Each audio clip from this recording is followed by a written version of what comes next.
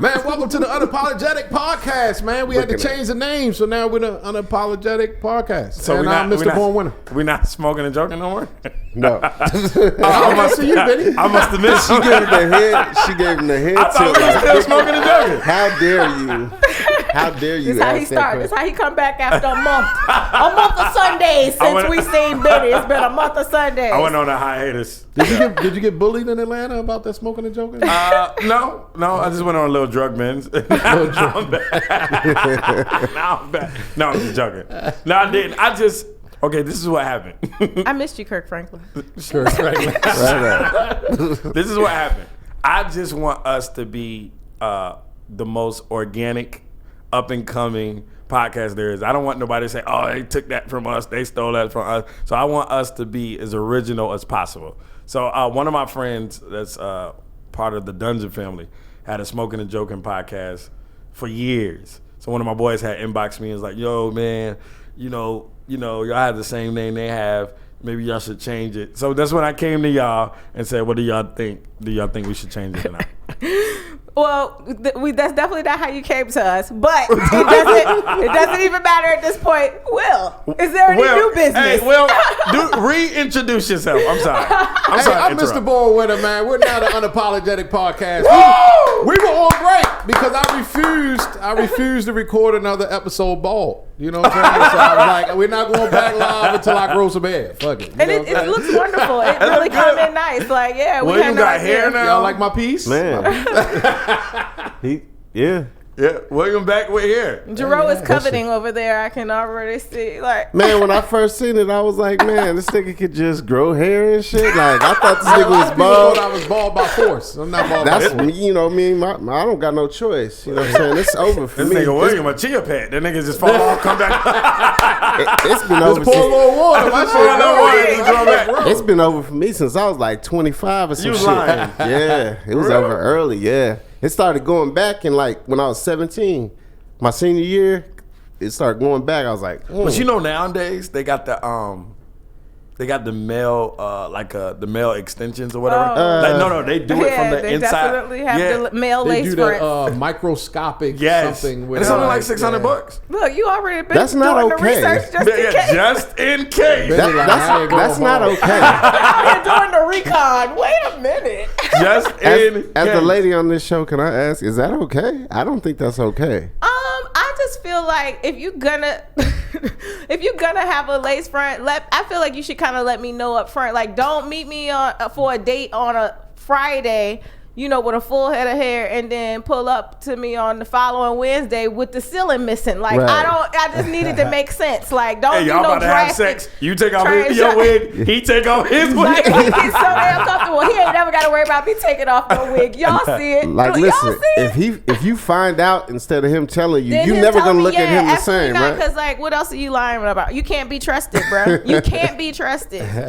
Men with lace fronts. I'm telling you, if I go bald, nigga. I mean, toupees are not a new thing. Toupees and wigs on men aren't a new thing. It's just if you're going to sit and spend I feel $400, like this. $500, $600 on gluing some hair to your head, I already feel like you make messed up I've been decisions bald and you're not for so from long, me. it ain't even. I won't pay a cent to have. My shit real. That's all I'm saying. It really is, William, though. And your it's shit really look good on you, nice. bro. Like, it does. You look 5 years younger. Hey, I'm glad because I'm turning 35. You look like you're turning 45. Speaking of 35, That's what I was shocked about though, because when he pulled up with the hair, I was like, and it ain't even like. He said when he pulled up with Yeah, I was like, it had ain't it even on like, it ain't even like hurting or nothing. Like, It ain't cats hurt. be Like no hanging struggle, on too like, long. yeah. Like it ain't. It's healthy and shit. You have a whole He ain't got set of no hair. ball. Yeah, he ain't got no bald spot in the back. We none of canceled that. Smoking and Joking. He came back with a full set. Like kind of like Like, these niggas taking too long. I'm about to grow my hair. Fuck it. I'm going to look like a whole new nigga. Kinda like- how Hov do it, he about to do a new y'all album. remember What- when Fresh Prince changed Aunt Viv on us like out of nowhere? And you like 2 episodes ago, Aunt Viv was dark skinned. Now she light skinned. My name really Leroy. I'm filling in for Mr. Born Winner. I'm the new Mr. Born. Well, speaking of you turning 35, you got a birthday show coming up. I do. It's tomorrow night, Wednesday night, August 14th at 8 o'clock. All of y'all on the lineup, of course. You got a fire lineup though. Yeah, it's a fire lineup, man. Yeah. I'm excited about it. It's some people that's pulling up, man. It's gonna be a good time. More life, yeah. Is this your first birthday comedy show you hosted? Man, this is my first birthday as a comedian. Okay, Period. How do you feel? You know, so I feel good. I'm nervous. I'm hosting this, so I'm nervous. I'm super nervous. Okay. Why you a great host? We've seen you host 1,000 Yeah, times. but it's my birthday show, so I feel like there's a bigger expectation. You know, so I'm just really nervous. I'm nervous anytime I get on the mic. You have any whether I'm musical hosting acts? comedy. I do have a musical guest opening up the show. Okay. And I have one closing. So. Oh really? Oh, Yeah, nice. I got Are two you musical guests. able to say who they are? Or is it a surprise? Y'all just got to pull up. Well, one is on the flyer. Adrian's gonna be there. Adrian? The promoter. Adrian's gonna be there? Okay. Yeah, Adrian. Yeah. He's gonna be there. He's opening up the show. Oh, okay. Yeah, he's opening up the show. That's what's he up. sent me his music. I was like, man, this is dope. You Yeah. gotta perform. You know what I'm saying? That's my man. So yeah, it's gonna be a good time. It's gonna be a good time. So I'm you excited. can't say who's the last? Uh, No, I'd rather let it be a surprise. yeah, it could be a If you surprise. want to know, It could be a show surprise. up. Show up. Yeah. Shout out Johnny Brim, the only non-melanated. How many comedians you got on the lineup? Oh man, 5,000. it's like it's not enough actually. I need a couple more. It's like man, 10 9 of them. people. Yeah, we It's must not- be it's doing not- 3.5 minutes It's not each. enough. That's enough, man. Patrice gonna had to leave early. She got another show the Oh, you same got another night. show? Yes, I'm she's booked on and another busy. birthday show. I'm booked. I am. She's just busy. You doing were birthday booked and parties busy all last year night. round. Listen, what'd you say? Wait, no, he didn't say that. Yeah. No, Yeah, but it's man. definitely No, enough I'm just comedians I love on to there. celebrate like if you got a birthday party, baby shower, I'll show up. Listen, I know how to space it out. You know, I had to put y'all on there. It's my birthday show. It Yeah. wouldn't be complete if I didn't have a podcast team on there. We go further than the podcast anyway, but I had to have y'all. Nikki Carr, somebody new that I've met since being in Vegas, actually since being at Tickle Me Comedy Club. Right, definitely. And she's been nothing but genuine, and I Love wanted Nikki. to put her on. She's so She's a handsome. vet. She's Yeah, a you definitely veteran. got I had like- to add a little salt. Yeah. You know, so I got Johnny Brim. Johnny I Brim. like Johnny Brown. Yeah, You got a yeah, different yeah. type of style. I like Yeah. that. I couldn't get all my favorite white comedians. So I would just get one. You know, Yeah, Just yeah, one. yeah. Johnny Brim has been supportive since I've been on the scene producing shows. Right. He's been very supportive and helpful, man. So I wanted to put him on. My man Andy Feds, of course, Yeah, most definitely. Las Vegas Comedy Roast. So he's gonna be on the show. Poncho G, another new friend since being here. I wanted to put him on. He's been very helpful. He helped with booking the Tickle Me show. So yeah, man, I just wanted the people who fuck with me, I wanted to fuck with them and have them fuck with me I on can't my wait, birthday. man. You know I what think I'm it's gonna saying? be a That's good all it was. time. That's all it I'm was. excited too. But today's topic. Oh, what's today's go. topic? Today's topic. We I had to want- catch up. It's been like a month. We did like I got some stuff I want to get off my chest. All right. So I you wanna got it talk- on your mind. If you got it on your mind, I get want it to off your talk to chest. I want to talk to the dream chasers today. The dream. We're talking chasers. to the Dream Chasers. like us. We chasing our dreams, right? Sometimes. It's hard. It's hard. I want to talk about relevance and reputation as it relates to being a dream chaser.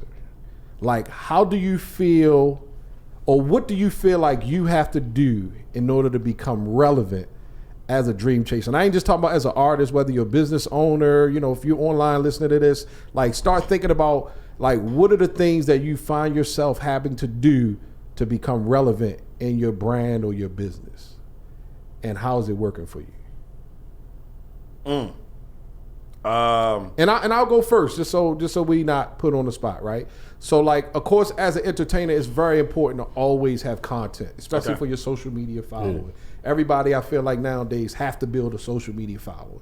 Even if you're big, you have to maintain being relevant. You know, so even the big artists, entertainers, business owners, even McDonald's, we still see commercials as big as they are. You know what I'm saying? So it's like, when you've accomplished relevance, I feel like you have to maintain it. So one of the things I feel like I have to do is produce more content on a daily basis. I feel like the more content you produce, the more relevant you become. You know, Can we define relevancy though? Because isn't that kind of subjective? Because for some people, being relevant means being seen, right? Whereas for some people, being relevant is just being booked and busy. Yeah. And for some people, being relevant is Well, some people say all press is good press, and I don't believe that personally. But so. I guess what they So say we they say that because they say, "Oh, I'm being talked about." good or bad, I'm being talked about, so I'm relevant. So all press is good press. I'm like, I don't know about that. So we had an example earlier. We were sitting here before we started the podcast. We were having a little brief conversation about how, let's just say, as a comedian, as speaking for myself, let's say as a new comedian who haven't really built a foundation in the comedy scene, you know, and let's just say somebody sees me and they say, hey, I want to take you on tour. And now I spend 4 or 5 years on tour with this big name comedian. And now the tour's over 5 years later. And now I have to start all. I have to pretty much figure out what am I going to do and what have I done throughout these 4 or 5 years to be relevant and build a fan base so that now I can do stuff on your own without on my own. Like because sometimes people will find their relevance in somebody else. Right. You know what I'm saying? But it's like if that relationship is no longer or if it comes to an end, then what? You know what I'm saying? Like then it's like what do you do? Right. You know, so now it's like, what are you going to do now on the scene to gain relevance and then maintain it at the same time? So I personally feel like relevance is being seen. It is creating content. And I feel like the more content you create, the more people see you. You know, and the more people see you, the more they start to look for you. So when you start producing a lot of content and then all of a sudden you stop, people are going to notice. But if you're not producing a lot of content and you stop, nobody's going to notice. You know what I'm saying? Like, okay, so you got to go ahead. No, I'm sorry. So you got to what? Finish. No, I'm just saying you got to just create content and then be consistent in the content you create in order to maintain the relevancy. Can be attached to putting other people on. Maybe you no longer, let's just say this big name, you know, or whatever. Let's just say maybe you don't have a certain presence that you may have had in one space, but you can be relevant by assisting others to get to where they are, even if people don't see you. If you are, if you're a part of building somebody else's legacy, aren't you still relevant? Like, that's, you know what I'm saying? So I guess that's it just depends on what you're looking for. But there's so many, I see so many comedians that are not household names and they are millionaires. Like they're doing theaters, they're doing, you know what I'm saying? They're not doing arenas and shit, but they're doing theaters, they doing all around the country, all around the world, but they're not household names. But they, in their podcast, they got, millions of followers, if not hundreds of thousands of followers. Not household. I can ask so many people, you heard of this person? That person's a millionaire, though. I mean. One of my favorite comedians is Russell Peters. He has a special saying, not on TV, or almost famous. And he's one of the richest comedians in the world. Right. And he has his own following from just strictly stand-up. And I guess, but in a sense, he still wants to be famous. Right. He says that. Right. Oh, okay. So it go back to what it is that you want. He's rich and known as one of the richest comedians out there, and he's very, very funny. He travels all around the world. It's probably one of the most booked comedians, but he does stadiums and shit, right? Yeah. Arenas, stadium, but he does movies, TV, and stuff like that. Right. And he doesn't have to do it, but he says in a sense he kind of still wants to be doing it because I think it's something in everybody's nature that makes you want more. Like you're never really satisfied. Yeah. Like if I gain weight, then I want to lose it. Right. You know, if I lose weight, I want to lose more weight. Right. Then if I lose too much weight, I need to gain some weight back. Right. So like if I talk to 100 people, like them 100 people probably all gonna say like, nah, I'm not happy with my weight. Even the person I might say, man, you fit. They be like, nah, I need to lose this little body fat. You know what I'm saying? So, as soon as you brought up weight, he looked at you and started laughing. If you got a problem, Jarreau, with him being big boned, but if you got a problem with him being big boned, I did not even say shit. You need a fat cast member, man. It's only right. I didn't say shit. I just thought it was funny. If you don't have a fat person, I just thought it was funny. That's the thing you picked. I'm gonna say this on a serious note.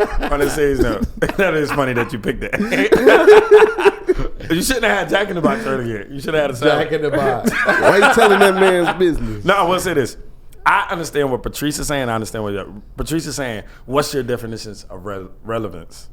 And what you're saying is, in a sense, in order to stay at a certain spot or area in this industry, you have to stay relevant. If that makes sense. So I personally believe that it is your personal goal.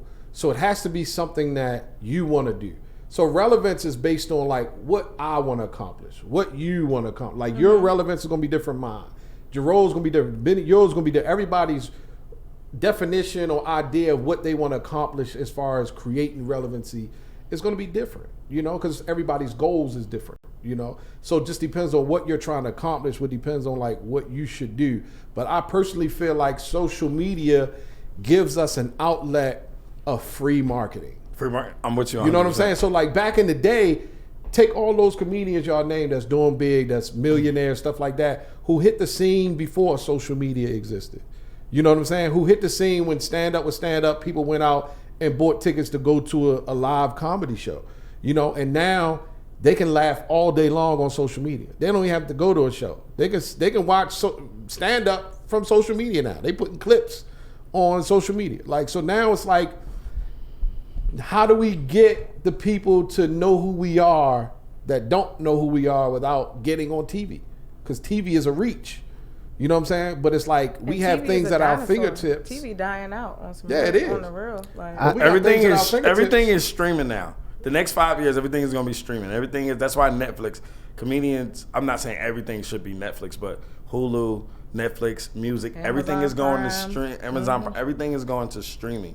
So even if you do something, if you record something, it should be on like stuff like Apple Music, Pandora, like something where people stream. Like the dinosaurs is TV, the dinosaurs is radio, the dinosaurs is the old way is gone. And if we don't adapt to the new way, we gonna be gone. We're just gonna be on. BET's even coming out with a streaming thing now because they like BET. They're coming out with a streaming, like a Netflix type. I ask you this. When is the last time you watched BET? Soon as I watched BET for the first time in maybe a year, as soon as I cut it on, I saw Marcus Houston. I was like, God damn. Doing what? I watched just the being awards. Marcus Houston. I watched the awards. I'm like, I'm but playing the that's about it. same shit. It was like Stomp the Yard or No, something. I did watch. Oh, we got served. I definitely watched the New Edition movie, the Bobby Brown movie, and all that stuff. And that kind of actually gave them life again. Because before that, nobody, because that's the only place you But can it was see better it. off putting it on now, Netflix. But now they're starting their own streaming service. You know what I'm saying? Because that's what you got. Like you said, ain't nobody sitting in front of the TV. Like they are, but I have a TV in my room. I don't even cut on. I haven't cut it on my TV in like I cut on the TV, but I watch YouTube and Netflix all day, basically. I watch Netflix. If I watch, I'm gonna tell you now, as a person who worked in a call center before, right? Mm-hmm. I worked for a call center, and what they would do is they would do these TV commercials. People would watch the commercial, call in to inquire about the offer, and we were taking the calls. Oh, like Time Life and shit like that. Well, it was like, Lending Club. So it's okay. like they would advertise, get a loan, and people call in like, yeah, I saw a commercial, I want to get a loan. Majority of the people were old people who sit home all day, they're retired. So TV really is for them.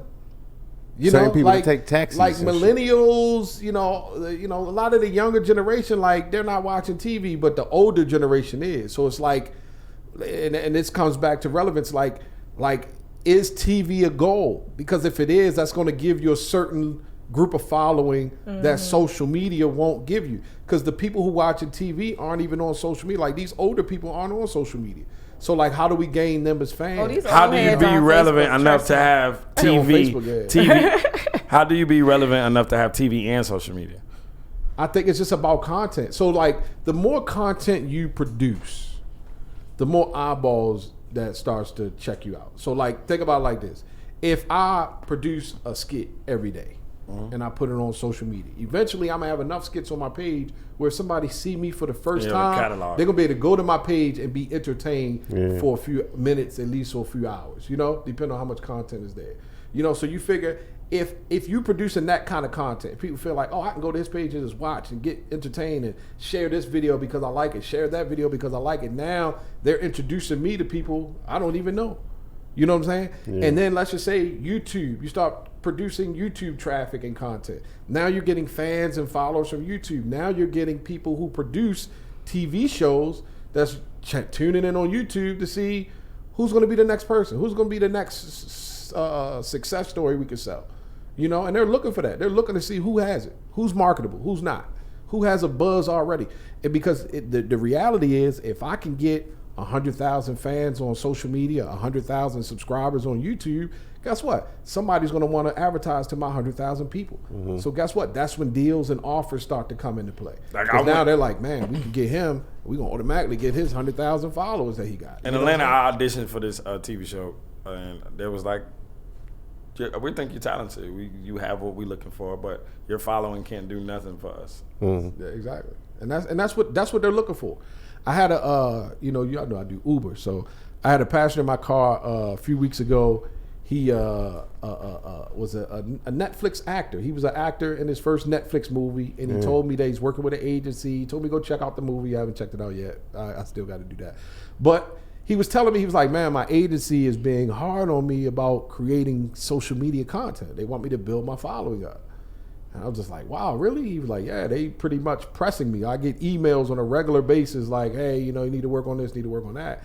So it's like, if these actors and agencies are pushing people or the actors are being forced to create content, it's because they realize that that's really the introduction to building your fan base. Social media is the introduction to building your fan base nowadays. It was a rapper. That's just the day and time we live in. It was a rapper. I think he was getting one of his cars worked on, and it wasn't ready yet. And he went on social media and said, hey, y'all go to this dealership and everybody say boycott it. And over 1 million people did that. And that's the power of social media. And over 1 million people did. It got so bad that they hurry up and they had his car ready like within the next hour. Just because he told all his fans to run to this page. And that's what they want. And strength is in numbers, if that makes sense. Right. You know what I'm saying? Patrice, you might be the most talented, most amazing writer, best female comedian. But they feel like you don't have no power with the people. In a sense, same thing with me, same thing with what they feel like they can't use you. It's kind of like being relevant. Think about it like all this. goes back to. Here's another example. Let's just say 2 comedians, right? Let's take 2 comedians for example. One comedian says, you know what? I'm gonna build my relevance hitting comedy clubs all across the country. So let's just say he goes to comedy clubs and he asks for 5 minutes on stage at every club he go to. And let's just say he gets the 5 minutes that he wants. And he's performing in front of 100 people at a time, right? The other comedian decides, I'm going to do skits. And I'm going to perform whenever I can. I'm going to hit a few open mics. I'm going to try to get booked for some shows, but I'm going to focus on social media. Post one video, 100 views. You get what I'm saying? You post another video, 200 views. Your followers, the more you post, the more your followers go up. So you figure the amount of rooms you got to hitting the comedy clubs, you could double or triple just in one video. You don't have to put on no outfit. You don't have to put in no gas. You don't have to go nowhere. You could do that in the privacy of your own home on a couch. Yeah. You can add people in the skits or not. Or you can play double characters. It's about you have to. So what is maintaining? Okay, so what are we talking about as far as maintaining your relevancy? Because the same thing that make you laugh, make you cry. So if I have to pump out because I mean, some people are gonna go for quantity over quality, and that's fine. But what happened to Bunk Gang, who was relevant for whatever amount of time he was relevant doing his brand of fuckery, and now has his whole entire jaw dislocated? Well, is that how you want to be like? You know what I'm saying? Content is content. I mean, you know what I'm saying? Like, how do you maintain relevancy if you don't get it in an organic way? You know what I'm saying? If you're just a flash in the pan, now the expectation to remain relevant, because as you said in a off-air conversation, becoming relevant is not the hard part. You know what I'm saying? Like maintaining relevancy. That's the hard So part. what are we doing? What are you willing to do to maintain your relevancy? If people know you for pure fuckery, you can't, in order to maintain your relevancy and this brand that you've built around fuckery, you have to continue to do fuckery. Right, and that's the sad reality. But when you think about it, creating relevance is no different than having a successful relationship. And I want to compare the two, because what a lot of men do in the beginning of a relationship is not what they do toward the middle or the end. Once they get comfortable, you start to do less. You might start off opening the door, you might start off texting a good morning every morning, but then it starts to fade away as time go on. you know. And what happens is when people start to want to be relevant, they doing everything to become relevant. And then once they get it, it's like opportunities come, money come, and now you forget, like, shucks, I forgot what I was doing to get here, and I stopped doing that. And the moment you stop doing that is the moment you can no longer maintain that relevancy. It's okay to even shift gears and say, you know what, I want to do something a little different, but now you still got to create content around that different part. You may lose some followers and gain some new ones, but you got to continue to create content to remain relevant. And that's the key. You got to be able to continuously create content. But you only you only stop doing those things if those weren't who you were in the first place. If that's who you are, you're going to keep doing it. That's true. You know what I'm saying? So, I mean, like, you guys know Joe Coy or Brendan Schaub? No. Okay, I might they go to both. Facebook. Joe Coy is a big comedian, and Brendan Schaub, he used to be a UFC fighter. Now he's a comedian. Oh yeah, we was on the show with him. Right. So Joe Coy, he sells out stadiums. You know what I'm saying? And he was talking to Brendan Schaub, who does well on this. Like I said, both millionaires, not household names, both millionaires. He was talking to Brendan Schaub, and Brendan Schaub was like, "Why do you still do radio interviews? Like, you don't need to. Especially the show's already sold out." He's like, "I still do." He just still does them because of what you talk about. Like, he's still laying the groundwork. He doesn't care if he gains one new fan from doing a radio interview. You know, a lot of comedians don't like doing them, from what I hear, because you got to get up early. It's a pain in the ass, and plus a lot of people are like, who listens to radio anyway? But he doesn't care. He gets up, still does those radio interviews. So show's already sold out.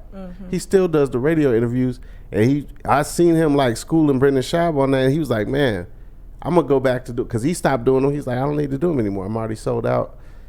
He went back to doing them because it's just like a longevity thing of, like, then maybe they can't go to this show because it's sold out, but they'll probably be like, the next show that comes around, they'll be like, man, I want to make sure I'm part of this next time. Just like little stuff like that, little onesies and twosies end up keeping you afloat when you looking at you trying to look at the big picture of everything. So here's what I look at as let's just talk about comedy for a minute, right? So as a comedian, you have several jobs. One is writing. You got to be able to write your jokes, right? Okay. Now let's think about from a business standpoint. Let's just say comedy is a business that has a storefront. So now you got to write the jokes, you got to package them up, put them in the display, so when people come in the store, they can buy it. But guess what? What else you got to do? Now you got to market the store, because just because you wrote the product, just because you packaged it and put it on a nice little shelf, don't mean people just about to walk in and buy it. You know? So now it's like, I have to be the CEO, I have to be the marketing director, I have to be the salesperson, I have to be everything for my brand. You know? And the moment I start to do stuff or create a schedule for myself to be successful in my business, and the moment I deviate from that is when I start to lose. You know, if I start off saying, look, I'm gonna pay Google for this advertisement, I'm gonna pay Facebook for this advertisement, Instagram for that advertisement, then doors start opening, money start coming in, opportunities come. Now I'm like, oh man, I'm creating a buzz, and then the bill come in from Google and Facebook and Instagram. I'm like, oh, you know what? I got enough money, I don't really need these sources of advertisement no more. So now I cut them off. Then the money starts slowing down, like, damn, like where the money go? It's just coming in consistently. But everything I was doing to get it to come in consistently, I thought I no longer needed. I stopped doing it because I thought I was where I needed to be. And that's where a lot of people make the mistake. They think that, oh, because I got here, I'm good. No, you got to continue to do the same things you did every day to get there, to continue to stay there and even get further. Well, another thing a lot of stores do, right, is they got to get a good spokesperson, right? The right spokesperson to, you know what I'm saying? It's the same thing. You know, it lines up. You know, if you get the right person to vouch for you and say, this guy's really funny, he bring you out, let you open up for him or something like that. That's kind of like that. Right. You know what I'm saying? Because these people trust this guy, and like he's saying you funny, so now he brings you out, and maybe, you know what I'm saying? But that might work or it might not. You know what I'm saying? But you still got to keep doing everything that you was doing to get. That's the whole point you're trying to make. Like, right? Like, even if you get there to that spot you was trying to get to, you still got to keep doing all the little shit you was doing on the way up there, right? But that stuff's a pain in the ass. It is. But you got to understand, if you're not going to take it serious, then, it really just becomes a hobby. But if you take it serious, it should be treated as a business. It's a business. Patrice has her own brand. It's registered. It's trademarked. She got backdrops. She got equipment. Patrice could set up anywhere and have a comedy show. Right. Legit comedy show. You know what I'm saying? Because she's done the things necessary for her business. You get what I'm saying? Yeah. A lot of people don't take it that serious to say, you know what, I'm going to make this investment, because they don't see it as a business. They see it as, oh, this is a way I could just start hitting mics and get funny, and then somebody will book me. And that's the mindset is messed up. So now they're not studying the game to realize how it's a business and how it needs to work. How do I need to market myself? What type of things do I need to do and continue to do to continue being a great comedian or a successful business? But not knowing how to do something don't mean you're not taking it serious. Like, you just might not know. No, I'm not saying that. If you don't know how to do it, then that's different. But if you're not even looking for it or researching it, if you're just going to open mics every day, then that's just going to be a hobby. It's going to be like going to the movies every day, or going to shoot pool every day, or play basketball every day. It's just going to be an activity that you do. But if you're treating it like a business, you say, you know what? I'm going to get me some business cards made. Even if I don't have to register a business name because I'm using my personal name, I'm going to get me some business cards made. And when I go to these open mics or wherever I go, I'm putting this business card in their hand. I'm letting them know, look, if you ever need a comedian, if you ever need a host for a show, if you ever need anything entertainment-wise, give me a call. And I put my card in their hand. That's me marketing my business. I think I'm going to just go back to what you said on relevancy. Comedy is evolving. So to stay relevant or to be relevant, you have to evolve with it. You know what I'm saying? And I think that sums up what we're trying to say. Everything is evolving right now. Right. You can say, oh, I'm not going to do this. I'm going to stay with my flip phone. You'll be left behind. Right. So you have to evolve. No, the only way to get on is not just doing skits. No. But that can help your process along the way. That's what I'm agreeing with you. Somebody can see you at an open mic and put you on, or the best part of, I think, what we're doing is chasing the dream. You don't know exactly how that dream is going to manifest. Right. So that's the beauty of it, and the scary part as well. But what you're saying is a couple of things along your journey you can do to help the process. Right. You know what I'm saying? And it's evolving. We're here already. Right. And we can, just like you said, I know cats that's been on an open mic circuit for years, and not taking nothing from them. God, but I respect anybody that touches a mic. Comedy is one of the hardest forms of art you can ever do. Before I hit the stage, I am so terrified, even if it's an open mic. My hands are shaking. I feel like my gut is about to collapse. He like, Patrice, where the bar at? You got something in your purse? He like, Benny, I got a shot for you. I got a shot for you, Benny. It can be 5 people in there because it's scary, man. Right. Shit is scary. Right. It is. You know what's crazy to me? It's scarier to me to do a smaller crowd than a big crowd. Really? I have more in common with, there's more people. Right.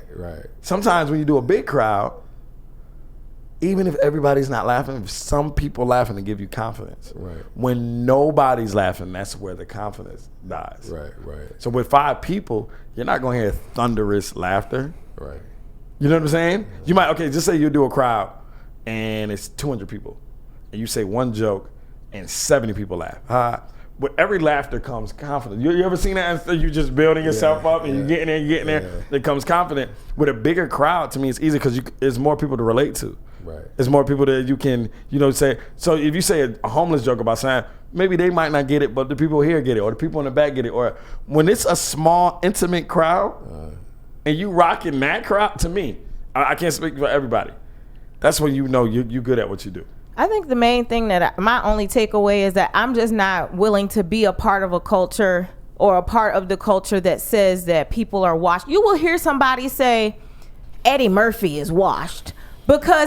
Just because you don't see him on social media every day, or because, you know what I'm saying, or because they don't know anything about his stand-up. So I just don't want to be a part of the group that is perpetuating this myth that out of sight is actually out of mind, because you can still be named in the top 5 of something and you ain't, you know what I'm saying? They still talking about Michael Jordan to this day. Yeah. He's never going to be irrelevant. You know what I'm saying? Regardless if he never touches a basketball again, there's never a conversation where you go say, Jordan irrelevant. Like, but nigga, man, where? you got motherfuckers that will hate you this? if you dare to be good enough to be compared to him. Can I say this? Can I say this? Go ahead. You're absolutely right, but you understand we're dealing with millennials. So, hear what I'm saying. Eddie Murphy is our comedy guy. Just like before then, our parents was Richard Pryor. That was their comedy guy.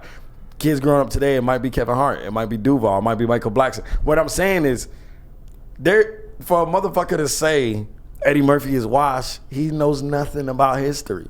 He knows nothing about what happened before. I've seen people talking about the fact that he about to get this Netflix and about to come up on this 80M like he don't deserve it. Like, what you mean? Like, the work he put in, even if Eddie Murphy went up there and start saying the ABCs backwards, he deserved the $80 million. He's Eddie Murphy. You put in that work. Chris Rock said that. He said, I didn't put 30 years into show business so I can be in my 50s working every day.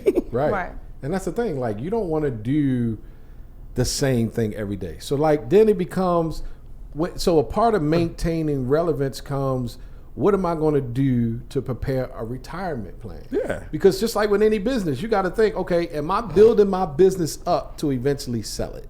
Yeah. That's what a lot of people do. A lot of people start businesses, they say, I'm going to build it up, make the value great, then I'm going to sell it. And I'm going to live off what I sell it for. You know what I'm saying? Like that's why you got so many one-hit wonders out here. They say, you know what? I'm gonna come up with a dope song. It's gonna be played all the strip clubs, all the clubs, and I'm gonna chill. Right. It's like saying Milli Vanilli is irrelevant. I mean, to a degree, but it's better to be a has-been than a never was all day long. So you know what I'm saying? Like, if the only thing they were relevant at one time, extremely. I think a lot of it is opinion. You know, so everybody's entitled to their own opinion. And social media, unfortunately, you know, it's dangerous because it gives people a platform to spew their opinion. Right. You know what I mean? Right or wrong. You know what I mean? Different or indifferent. Everybody has an opinion. And they put it on social media. What do you think about this? If you're not a household name, but you're a millionaire doing what you love, are you relevant or not? Oh, you're relevant. I'd like not a house. If I could walk all around and ask, you ever heard of this person? They're like, nope. But they're a comedian and they're a millionaire. Do you think they're relevant? I do. I was going to say in my world, yes, because of course you need supporters, and you know, part of entertainment is making sure that you have a brand and a fan base, and I don't even want to say fan base, but you have supporters. But at the end of the day, your relevancy better start in here. Yeah. Or you're going to be messed up, because the moment that, you know, the lights turn off or the people have changed their mind, because what you have to understand, remember, fans are fickle. It don't matter how much content you put out. Mm-hmm. Sometimes familiarity breeds contempt. So the more they see you, now they're like, oh, I'm sick of this person. I can't get so rid now of you this still, I can't get rid of this motherfucker. Every time I turn around. You're relevant, but you know, sometimes let a motherfucker miss you. All I know is the moment that this Netflix drop with Eddie Murphy, it's like everybody's tuned in. He's 20, 30 years off from stand-up. Yeah. And everybody's tuned in, even if it's just to see what the fuck is Eddie Murphy gonna talk about in stand-up? Like, but that's why he put 30 years of being Eddie Murphy, that he could take a break and come back, and it's like, what does he got to say? But again, everybody not gonna feel that way. Some people just gonna be like, what the fuck Eddie Murphy doing on set? Like, you know what I'm saying? Again, so that's all I'm saying is just that you're gonna have people who, no matter what you've accomplished, just because maybe, like you said, it wasn't in their lifetime. We just saw that top 10, 50 best rappers that came across the Twitter and on the Instagram. And, you know, Joe Budden was number 3, and we're not going to talk about that. But the point is, some people were looking at the list and they like, Rakim, he irrelevant.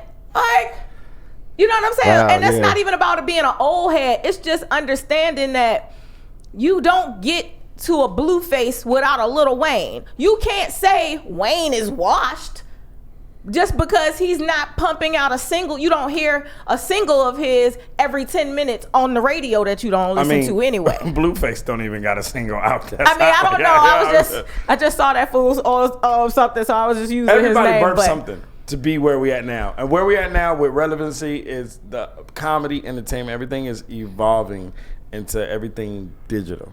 And that's, I think. Well, no, because here's the thing. Everybody, so let's not mistake relevance for success. Right. Okay. Let's not do that. Okay. Because you could be successful and relevant or irrelevant. Depending on, like, relevance really is an opinion. It's like whether you think I'm relevant is different from whether somebody else or I think I'm relevant. You know what I'm saying? So relevance is different depending on what a person thinks.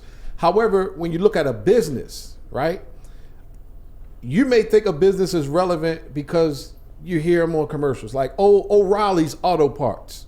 We hear their commercials. But do that mean that Pet Boys and AutoZone and all the other part companies aren't making money or aren't doing well or aren't successful? Because they are. It's just that some choose to say, look, I'm going to invest my marketing dollars here, while others say, I'm going to invest my marketing. This depends on what works for you and your business. Everybody, each one of us in this podcast is a business owner. We're a business owner of our own brand, our own comedy business. Yeah. You know, so how Patrice runs her business may be different from how Benny runs his, how Jarreau runs his, how I run mine. But what matters at the end of the day is, am I happy with the results of my business? And if I'm not, what am I doing to change the results that I'm getting with my business? Do I want more business? And if so, how do I get it? Aren't you just saying about relevance, though, as to use it as a tool for success? Because we're not talking about relevance just for the sake of being relevant. Like, I just seen an interview with Mr. Dalvin on, what's his name?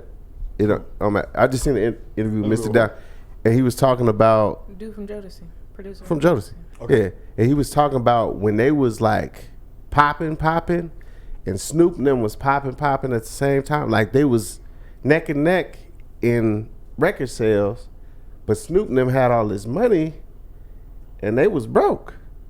And they was like, how's this? And then he was like talking about how Suge kind of took him to the side and scooped him to get, like, this is what you need to do. This is what you need to look for. And then it started going up. But they was equally relevant, Jodeci and them. But the success, like you were saying, success and relevance, two different things. But what good is the relevance without the success? Without the coinage, all right, and that's the bottom line right there. I think we summed up the show. Okay, be relevant and get money. Get money. You can have 1 million views and $3 in your purse, okay? And that ain't the type of life I want to live. Okay, give me my love. I feel like marketing produces relevance. So for somebody, think about back in the day entertainment. What some of the executives would do for their groups to say they pay. Their marketing is for the front page of a popular magazine. Billboards was big. So now they're relevant because they're on the front of this Source magazine, or they're on the front of whatever popular magazine it was. They paid for the ad. Maybe they paid for a commercial during Super Bowl to appear relevant, to be at the forefront of people's attention. You get what I'm saying? Like, relevance is nothing more, in my opinion, when it comes to business than marketing.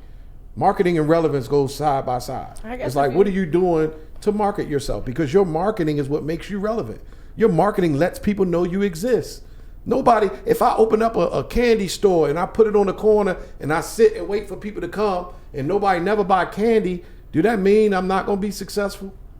Pretty much, because nobody gonna buy candy. If I can't sell candy, I can't make money. Well, that's only from a business perspective, perhaps. Well, that's what we're doing. But relevance can also be. You said what? They've probably been thinking you've been eating your candy. No, but what the point I'm making is, and the point I'm making is that if I don't market the fact that I have candy for sale. But let's use Nipsey Hussle. He's a perfect example of he was doing lots in the community. He was extremely relevant within his community, within like the people who understood and knew who he was. He was extremely relevant. Unfortunately, until his passing, he didn't gain a certain amount of relevancy, notoriety, but he left a legacy, and he touched, even if it was just 600 people at the Slauson. Like, you know what I'm saying? Like, so he's gonna always be relevant to the people who, you know what I'm saying? Again, I don't know if your relevancy is attached to the amount of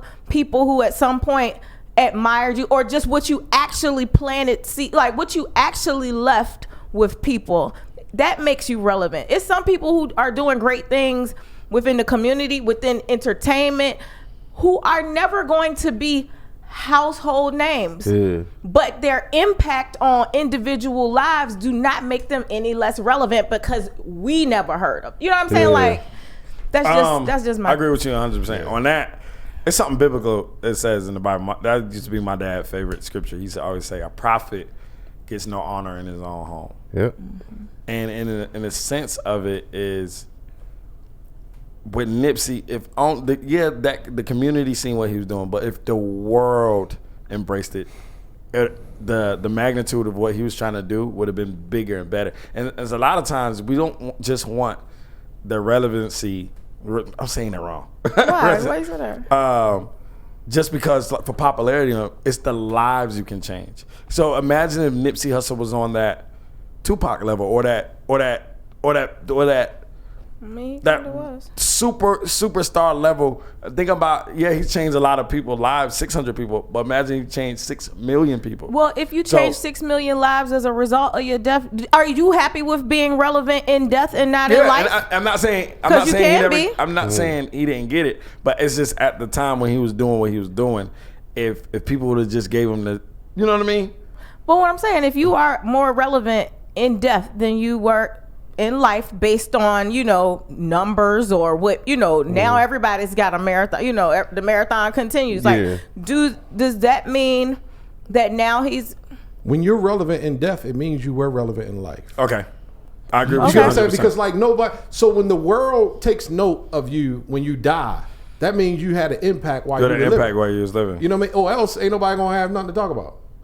People die every day. Right. And we don't hear about it. You know what I'm saying? But we heard about Nipsey because he had an impact, because he was relevant, because he was somebody. So you don't have to be a global, you don't have to make a global impact to be relevant. You get what I'm saying? Okay. Because the global impact may come after you die. It may be, somebody may notice your successes after you're gone. But so like, don't think that because you're not doing what everybody else is doing that you're not relevant. Because I'm relevant within the people that think I'm relevant. You know what I'm saying? Right. But it may be my goal to become more relevant. Yeah. And if it's my goal, the question becomes, what am I going to do to become more relevant? And that's what becomes the individual thing, because now me as an individual, I'm my business, I'm my brand. So if I want more, what more am I willing to do to get more? Right. And that's really the question. It's like, do you want more than what you have right now? And what do you really want to do to get it? Because that's what the relevance really comes from. It comes from, what am I going to do to get what I want? Okay. You know what I'm saying? I think about it even as a kid. If I wanted something from my mom or from my dad, I was already in my room thinking about how I was going to ask. You know what I'm saying? And my intention was, I have to make my reasoning for wanting it relevant to them. Right. Because if it's not, they're just going to say no. Right. You know what I'm saying? So I had to market myself as a kid just to get to go outside. Yeah. Hey, Ma, you look nice today. I cleaned up my room already and my homework done. Can I go outside? You know what I'm saying? Like, I'm trying to market myself outside to get outside, but sometimes we don't look at it like that. Like, I talk to a lot of people always say, I'm not a salesperson, I don't sell stuff. Sales is not me, blah, blah, blah. And I tell people that's bull. Everybody's sales. Yeah. We're all sales. We're trained to be sales. Every time you tell somebody, if I say, Benny, that's a nice shirt, you say, oh yeah, man, I got this from such and such. Right. You marketing the place you got it from without even thinking about it. You're selling me. You go see a movie. Selling or being sold. Yeah, that's it. You selling or being sold. You go see a movie. You get done with that movie. You post on Facebook. Oh yeah, just went and checked out this. You checked in at the movie. Let everybody know you was there. Right. What movie theater you went to? The fact that they had recliner seats, you're selling. Yeah. You get what I'm saying? You buy a pair of shoes, they comfortable. You're like, yo, these most comfortable shoes I've owned. You're selling without even realizing it. So like, we put this expectation on the assignment, but really it's what we naturally do every day. We talk, and it's word of mouth. Flip side, I don't like, if I want to be with a chick, I don't tell her a bunch of bullshit. I tell her like, this is how I am, this is what it is, because I already know that if I give her a bunch of fake bullshit up in front, it's not gonna last anyway. It's not gonna last. You know what I'm saying? So it's the same thing with that. Like, I do want to be relevant, but I'm not gonna do a bunch of shit that's not me. Like, I'm not gonna put on a wig and a dress. Not knocking anybody who does, but I'm not gonna do that because I don't want to be Madea. I don't want to be known for that. I don't want to be. I'm gonna do a bunch of stuff that's me. Right. You know what I'm saying? Anyway. Right. But I'm gonna try to get it out there as much as I can. But it's all gonna be me, so I'm not gonna be uncomfortable doing any of it. I'll be Medea's niece. All good. Anybody that wants to do that, that's all fine. Like I'm not knocking it. If it works, when have you ever seen me with a wig on? I'm gonna give y'all an example. I'm not judging nobody. I'm not judging. I'm gonna give y'all an example, and I'm gonna close with this because we already went over the time. Yeah, we did. And I think it was a great conversation. I feel like it's something that people need to think about. You got me thinking. Because people don't think about the fact that what they do becomes a business. Right. You know what I'm saying? So it's like we treat it like it's just a hobby or activity, but it's really a business. And if we put the thought process into it being a business, we'll have the success we want. You know what I'm saying? Like, because we can start working towards it. Right. When I sold cars, right? I sold cars for a lot of years. Most of the guys who sold cars would rely on the dealership to do the marketing. People come into the dealership and they just help them. Because I'm just a salesman. You know what I'm saying? Like, I'm going to wait for somebody to come in and I'm going to sell them a car. I wasn't happy with that. I felt like I couldn't get to the top of that sales leaderboard. I wanted my name there. That was my goal. My goal was I want to be the top salesman. How am I going to get there? And I use things like social media. I started posting videos, putting posts out there. Hey, you need a car, holler at me. I can get you done with no money down. I can get you done with bad credit, repo, bankruptcy, whatever you got. I can get you done. I started putting it out there, branding myself. I didn't brand the dealership. That's their job to brand their dealership. It's my job to brand myself as a car salesman. Come see me, let me help you. And here's why you should let me help you. I'm going to be honest. I'm going to tell you what it is. I ain't going to lie to you. I ain't going to BS you. I ain't going to just try to sell you no piece of crap car. Like, I'm going to be for you. And that's what I branded myself as. If I went back to Baltimore, I would have a job in the car business any day. You know what I mean? They would let me come back because they know how I ran my business, you know, because it becomes your business. And if you don't take it, if you don't take ownership of everything you do like that, you're missing out. You're missing out on something you really could be successful at, you know, and that's with anything. I don't care if you just got a job, you know, you're a promoter, right? That's your business. You market yourself as a promoter, don't matter what club it is. You market yourself as a promoter. You want to go out, call me, I'm your guy. You know, and if you brand yourself as that, people will reach out to you when they want to go out. Or if they got somebody in town, they want to get them out to the club. Hey, call my man Benny. They ain't going to say, oh, go to Benny's club.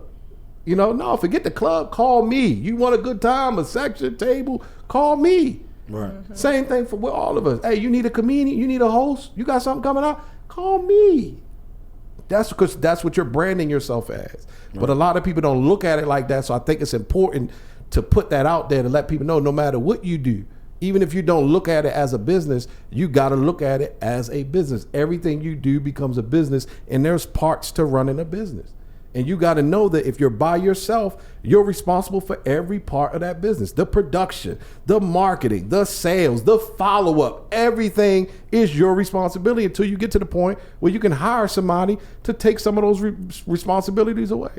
And that's just really the point I was getting at. Like, it's your business and you got to treat it as such. And sometimes when people are in business for themselves and they align themselves with a bigger business, they sometimes just fall into that business and forget that they are a business too. Yeah. You know, and you can't do that. You can't allow your business to drown in somebody else's business. Right. I don't know if it was a scripture in the Bible or it was Jay-Z. He said, I'm not a Same business. Thing. Same thing. Same thing.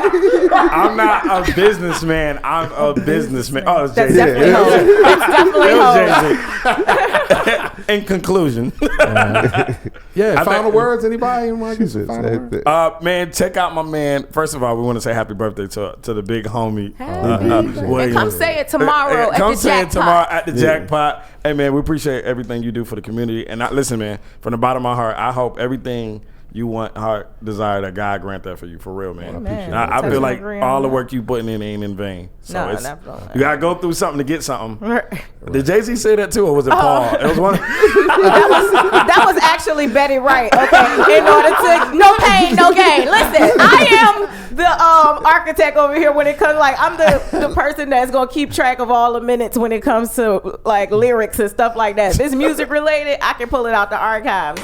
I'm a historian. That is Betty Wright. Okay, no We pain, no celebrating gain. William's birthday tomorrow at Jackpot.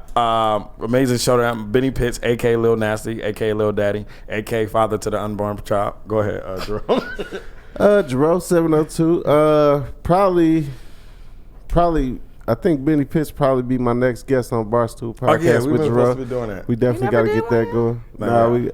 And then if you haven't seen it, the latest episode is Patrice DeVoe. I'm gonna watch It's a that. lot of It fun. was definitely a lot of fun. I usually masturbate before 7 o'clock. I'm gonna watch it then masturbate. Well, I we can't didn't watch need it all while I'm that. masturbating. That was Because that would be really so gay. gross. To masturbate was something you did would be gay. I, I mean, we both lesbians. Yes, I mean, Well, I got my liquor license. Do you got yours? It's just listen, got awkward. yeah, I don't want you to masturbate to anything where I'm on the screen, man. Okay, well, change the subject. Go ahead, William. Close us out. I'm William, aka Mr. Born Winner. Make sure y'all subscribe, man. Subscribe to the channel if you haven't already done so. Follow us on social media. And if you're a business owner or dream chaser out there, I challenge you, man, to figure out how you want to grow your business and start working toward that. Set goals and start working towards your goals. That's the biggest thing. All right, and we out. and we out. Did you get to say yours? You Well, did? I said plenty. I'm Oh, fine. okay. I mean, Patrice DeVoe. Look, I'm not taking ownership of my business right now. Listen, I'm Patrice DeVoe. You can follow me on all social media right there at But Is She Funny? I got shows and shit. I'm going to do a skit about it. Hey. Let's do it. Peace. We pass time again.